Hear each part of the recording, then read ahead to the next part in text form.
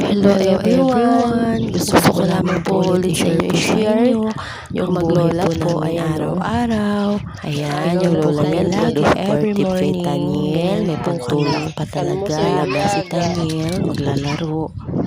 Kailangan pang samahan kasi alam mo naman, pag tingin ng lola may pag-ikot pa talaga sa harap. Walaan na mag-isa sa labas. Sabi niya, go Daniel, kaya mo yan.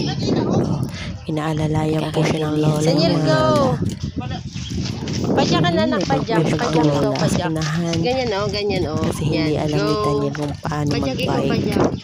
Mahilig kasi siya sa mga ganyang bike, motor. Mahilig kasi yan sa mga sasakyan like car, bike. Sa mga pinapanood niya, yan. Mahilig yan kasi yung car, mahilig yan sa mga sasakyan, sa mga kaya toys.